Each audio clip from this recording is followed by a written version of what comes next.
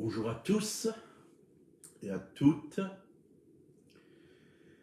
Voilà une nouvelle journée qui commence et nous voulons remercier Dieu pour cette journée, que nous puissions vraiment la vivre en lui, avec lui, dans sa sainte présence, que nous puissions marcher selon sa parole, selon son esprit.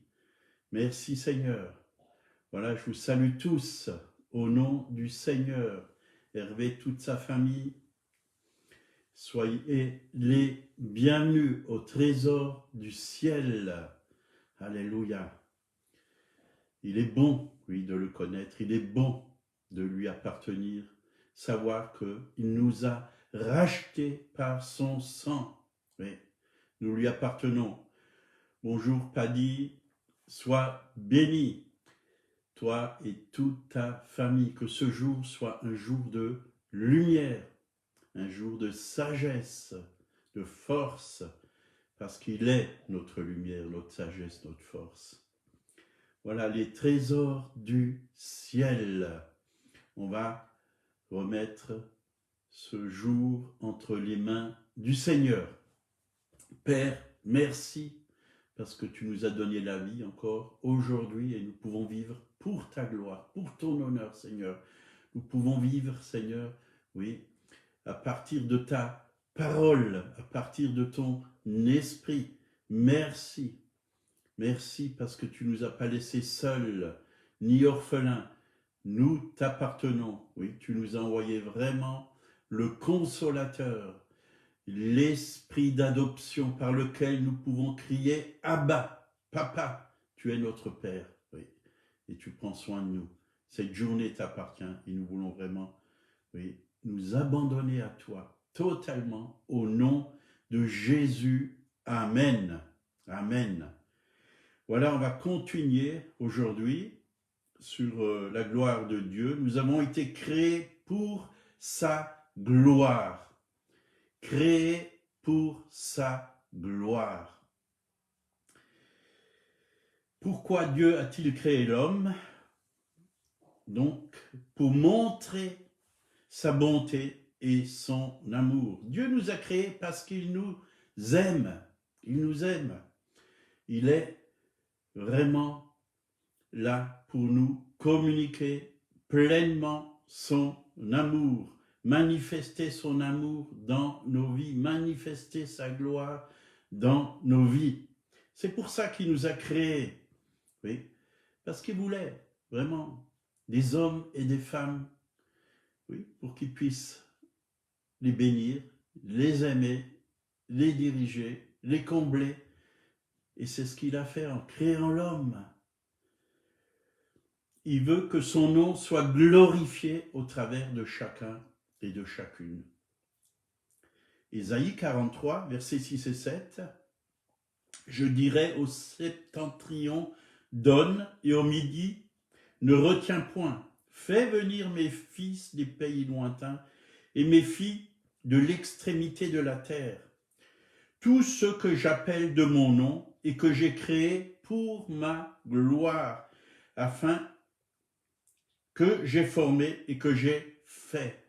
Voyez, nous avons été créés pour sa gloire. Pour sa gloire. Et c'est pour cela que Dieu nous appelle à le refléter. Refléter sa gloire. Pas notre gloire, mais sa gloire. Celle qu'il nous a donnée, c'est sa gloire. Et sa gloire est bien supérieure à la gloire des hommes. Oui, aujourd'hui, il y a beaucoup d'êtres humains, ils ont beaucoup d'argent et ils manifestent une certaine gloire. Mais ça, ce n'est pas la gloire de Dieu. La gloire de Dieu est bien supérieure. Cette gloire nous communique vraiment le caractère de Dieu. Il nous communique la vraie joie, la vraie paix, oui, la vraie lumière, la sagesse, la splendeur de Dieu. Nous sommes couronnés de gloire et d'honneur.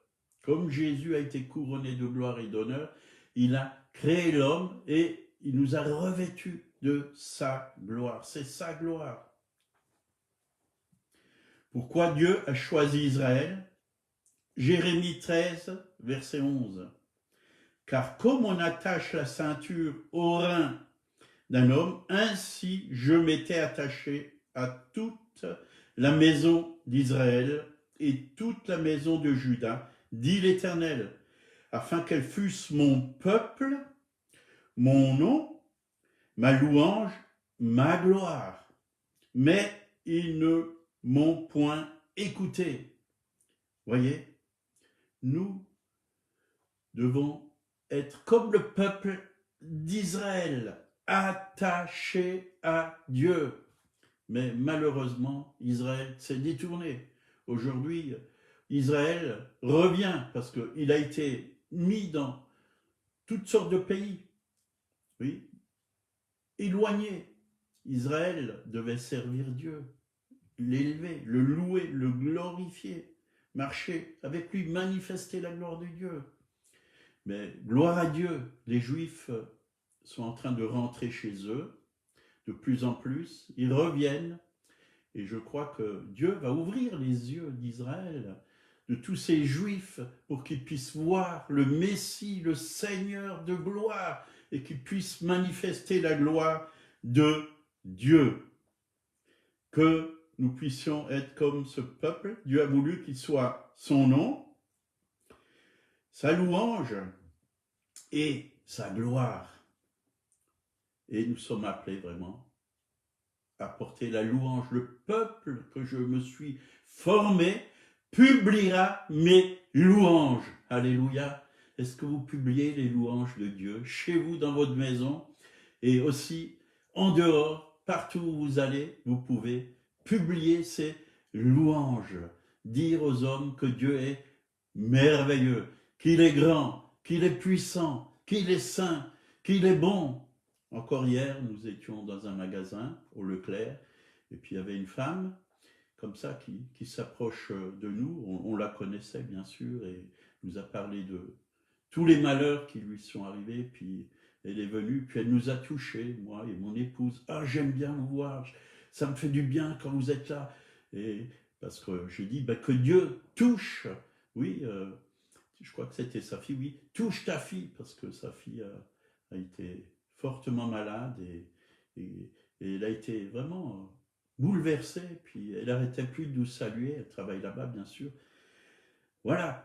Dieu veut qu'on publie ses louanges, qu'on publie son nom sur la surface de la terre, qu'on annonce son nom. Donc Dieu a choisi Israël pour montrer sa bonté, son amour et pour glorifier son nom. Nous aussi, nous sommes appelés à glorifier son nom, puisque nous sommes rachetés par le sang de Jésus, nous sommes le peuple de Dieu. Nous pouvons manifester sa miséricorde, malgré que Israël n'a pas écouté, comme nous venons de le lire, ils n'ont pas écouté. Dieu a quand même manifesté sa bonté, sa miséricorde envers son peuple. Dieu a pardonné à son peuple ses péchés. Et il le fait encore pour nous aujourd'hui. Dieu nous pardonne. Heureusement qu'il nous pardonne, sinon on serait complètement anéanti. Et Jacques chapitre 2, verset 8, nous dit la miséricorde triomphe du jugement. Dieu est miséricordieux. Et la Bible dit qu'il ne nous juge pas selon nos péchés. Mais autant nos péchés sont éloignés, nous éloignent de Dieu, autant sa bonté vraiment vient nous toucher. Psaume 103, verset 8, « L'Éternel est miséricordieux, compatissant, lent à la colère et riche en bonté. Il ne conteste pas sans cesse, il ne garde pas sa colère à toujours, il ne nous traite pas selon nos péchés, il ne nous punit pas selon nos iniquités. » Voyez, le Seigneur nous aime. Si on tombe, il nous relève. C'est un bon Père. C'est un bon Père. Et soyons bons aussi envers tous ceux qui sont autour de nous et parfois ils tombent, que nous puissions être aussi des pères, des mères, avoir ce cœur de père à l'intérieur de nous, ce cœur de mère, oui, pour aider ceux qui sont autour de nous. Faisons grâce, faisons miséricorde à toutes ces personnes. Ayons de la miséricorde. Ne jugeons pas selon les péchés des personnes, mais aimons-les, pardonnons, oui, tendons-leur la perche comme Dieu nous l'a tendue pour nous relever, pour nous laver, pour nous justifier, oui, pour nous aimer, pour nous guérir, pour nous restaurer. C'est ce que Dieu a fait pour nous. Alors, faisons grâce autour de nous, à ceux qui nous entourent.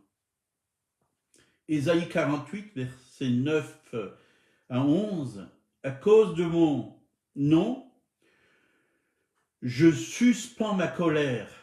À cause de ma gloire, je me contiens envers toi. Pour ne pas t'exterminer, je t'ai mis au creuset, mais non pour retirer l'argent. Je t'ai éprouvé dans la fournaise de l'adversité. C'est pour l'amour de moi que je veux agir. Car comment mon nom serait-il profané? Je ne donnerai pas ma gloire à un autre. Dieu ne donne pas sa gloire à un autre. Oui. La véritable gloire vient de Dieu. Il est la source de toute gloire. Lui seul la communique aux hommes. Il la communique aux hommes, mais ça reste pas. Ça reste sa gloire, c'est pas notre gloire. Nous n'avons pas à nous vanter, à nous montrer meilleurs que les autres. Si Dieu met sa gloire en nous. Vous savez, Moïse, quand il est descendu de la montagne, il était rempli de la gloire de Dieu. Et il était vraiment brillant, hein, il rayonnait. Il y avait une lumière sur lui, extraordinaire. Et il a dû mettre un voile. Mais il n'était même pas au courant qu'il y avait cette gloire sur lui. Et bien souvent, ceux qui sont remplis de la gloire de Dieu, ils ne s'en rendent même pas compte, voyez. Parce qu'ils savent qu'ils n'ont rien mérité de toute façon. Mais quand Dieu met la gloire sur une personne, c'est pour que Dieu soit élevé, pour que Dieu soit glorifié, pour que Dieu soit connu, pour que lui soit reconnu comme le roi des rois, le Seigneur des seigneurs. Il résiste aux orgueilleux et il fait grâce aux humbles, dit la parole de Dieu.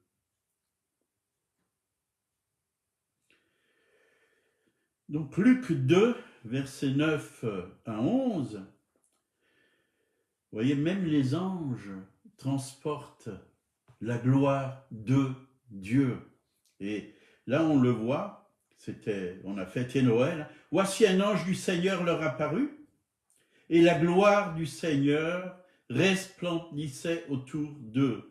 Ils furent saisis d'une grande frayeur.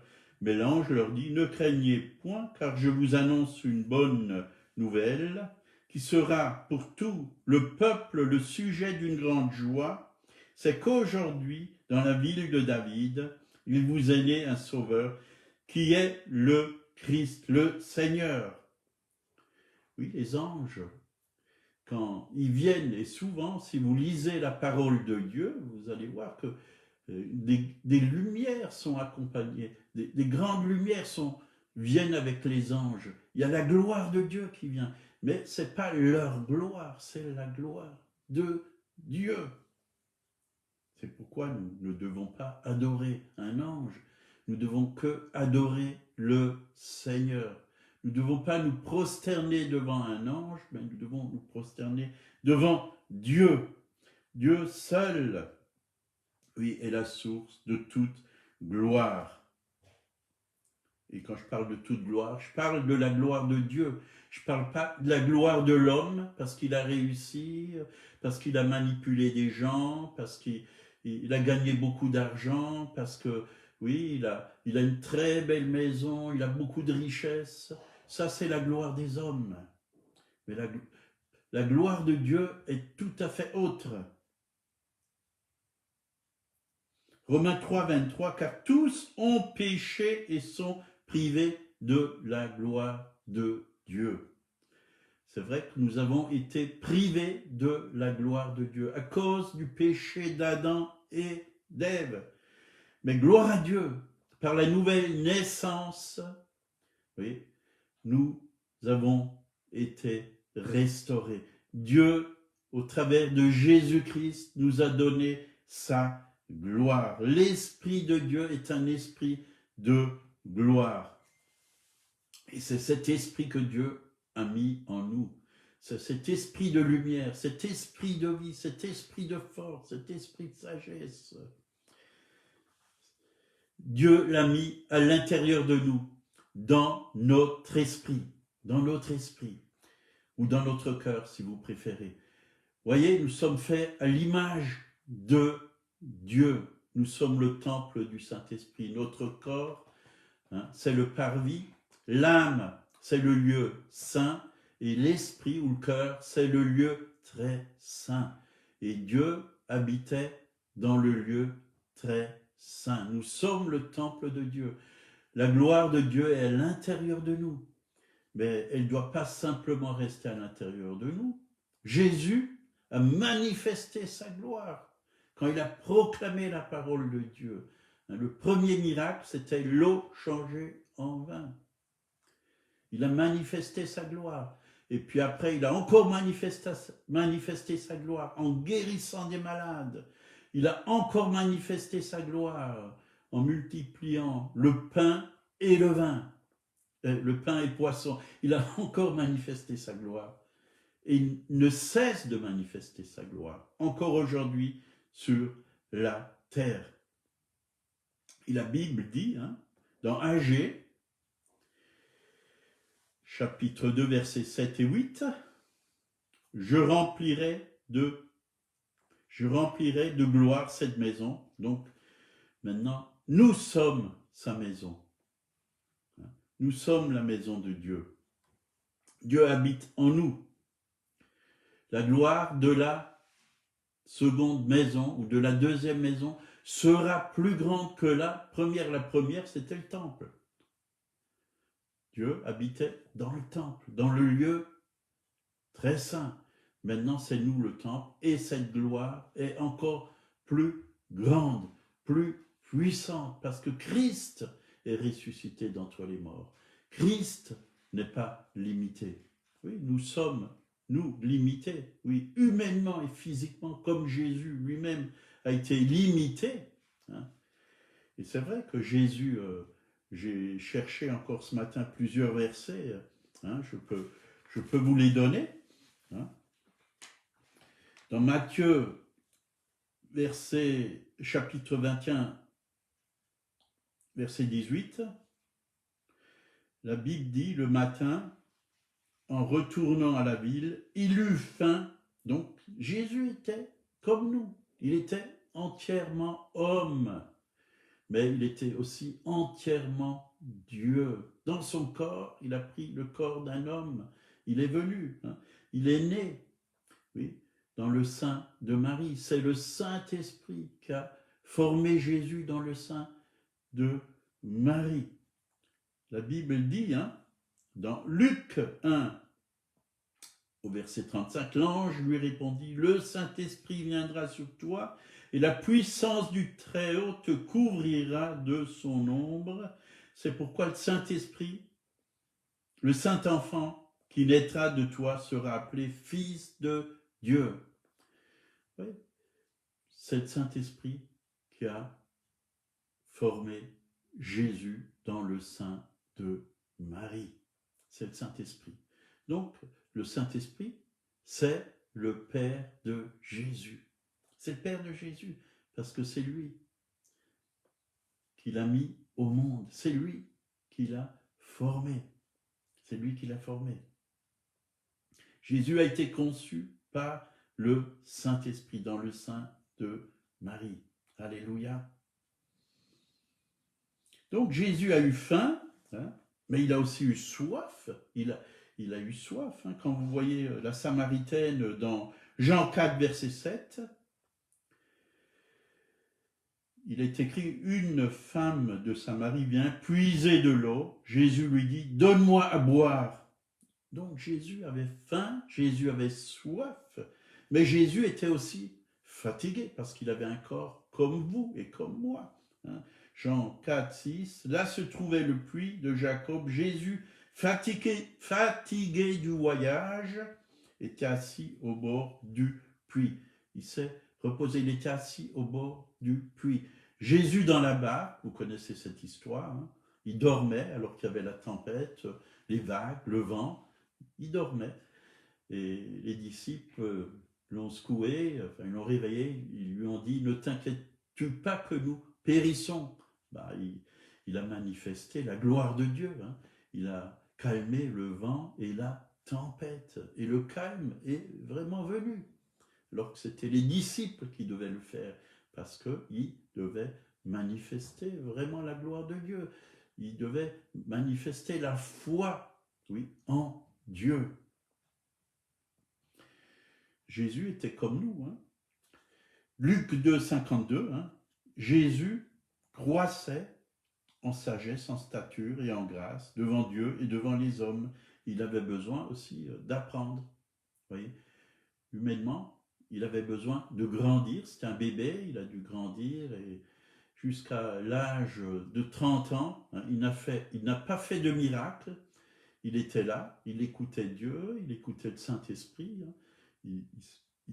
Il se laissait enseigner par le Saint-Esprit. Mais quand il a été baptisé du Saint-Esprit, quand il est sorti de l'eau, après son baptême, le ciel s'est ouvert, le Saint-Esprit est venu. Et c'est là qu'il a commencé à manifester la gloire de Dieu. Parce que le Père vraiment l'a rempli du Saint-Esprit. Et nous aussi, on a besoin du Saint-Esprit parce que humainement, nous sommes limités par nos corps, oui, par la fatigue, par cette terre, tout ce qui est terrestre. On est limité. On a besoin de la puissance d'en haut. On a besoin du Saint-Esprit. On a besoin de cette force divine. Et Dieu en nous, c'est-à-dire le Saint-Esprit en nous, n'est pas limité. On a voulu limiter le Saint-Esprit dans nos vies. Et même certains enseignements ont été donnés qu'on est limité. Oui, physiquement, oui, on est limité par nos corps. Mais Christ en nous n'est pas limité. Celui qui est en nous est plus grand que celui qui est dans le monde. Il est puissant. C'est Dieu qui habite en nous maintenant. Dieu n'est pas limité. Dans l'esprit, on n'est pas limité. La nouvelle création n'est pas limitée. L'ancienne, oui, le corps qui va mourir, qui va retourner dans la poussière. Nous, là, on est limité. Mais nous sommes appelés à vivre par l'esprit, à marcher par l'esprit. Alors nous allons pouvoir aussi manifester la gloire de Dieu, comme Jésus l'a manifesté. Et c'est ce que Dieu nous appelle. Ne pas regarder aux choses terrestres, mais de tourner nos regards vers le ciel et de regarder là-haut. Là-haut. Oui, Jésus, il a appris l'obéissance par les choses qu'il a souffert. Hébreux 13, verset 8, hein, il est dit qu'il est le même hier, aujourd'hui, éternellement, mais il a aussi appris l'obéissance. Et nous devons apprendre, comme Jésus, à obéir. C'est-à-dire qu'on va aussi souffrir. Notre corps, notre chair va souffrir. Mais gloire à Dieu, il est avec nous. Et il va se glorifier au travers de nous. Il va se glorifier au travers de nous. Par des signes, des prodiges, des miracles, par des nouvelles naissances. Et je vous encourage vraiment à vous tourner vers lui et à chercher les choses d'en haut. Parce que c'est la Bible qui nous le demande. Nous avons besoin vraiment de vivre dans une nouvelle dimension. Et l'année 2021, Dieu ne nous appelle pas simplement à rester dans le naturel. Oui, On a un corps physique, il faut le nourrir, il faut prendre soin de nous, mais il faut se reposer. Mais c'est l'année du surnaturel. Dieu est le Dieu du surnaturel. L'être nouveau, l'homme nouveau, la nouvelle création, c'est une création surnaturelle. Et Dieu veut se servir de vous surnaturellement pour faire des choses, oui, des exploits, des choses que nous ne pouvons pas faire humainement. Le surnaturel est au-dessus du naturel, est plus grand que le naturel. Et nous voulons manifester la gloire de Dieu. Et c'est que par le surnaturel que nous pouvons manifester la gloire de Dieu. Voilà, je vais m'arrêter là pour aujourd'hui, parce que le temps tourne. On va prier. Seigneur, merci, parce que tu nous as laissé ta parole. Et chaque jour, nous pouvons venir devant toi et recevoir, Seigneur, des directions, recevoir des forces nouvelles, recevoir, oui, de l'encouragement, recevoir la bénédiction, oui. Tu nous as déjà tout donné au travers de ton Fils, mais nous voulons découvrir tout ce que tu nous as donné. Et c'est ton esprit vraiment qui nous ouvre les Écritures, c'est ton esprit qui nous révèle, oui, toutes choses, et nous voulons rentrer dans les choses que nous ne connaissons pas encore. Parce que tu as encore beaucoup de choses à nous dévoiler, à nous faire découvrir. Nous voulons te glorifier, oui, comme Jésus t'a glorifié, comme les apôtres t'ont glorifié, comme les disciples t'ont glorifié. Nous voulons te glorifier sur cette terre. Merci pour ta parole. Et si vous ne connaissez pas Jésus, il vous aime et il désire vraiment se révéler à vous. Il désire venir dans votre vie, dans votre cœur. Acceptez-le tout simplement comme votre sauveur. Il est le sauveur. Un sauveur nous est né. Un fils nous est donné. C'est le Fils de Dieu qui est venu pour ôter nos péchés, pour guérir nos maladies, pour transformer nos vies, pour nous faire connaître Dieu le Père. Si vous acceptez Jésus, il va vous laver, il va vous purifier de tous vos péchés, il va vous donner un cœur nouveau, un cœur pur, et vous allez devenir son fils, sa fille. Vous allez recevoir une vie nouvelle. Je vous encourage à vous mettre devant le Seigneur et de l'accepter comme votre sauveur, mais aussi comme votre Seigneur qui puisse régner dans votre vie. Lisez sa parole. La Bible, c'est sa parole. Commencez par les évangiles et les épîtres. Soyez bénis. Passez une bonne journée. Je serai là demain matin à 8 heures. Que Dieu vous bénisse.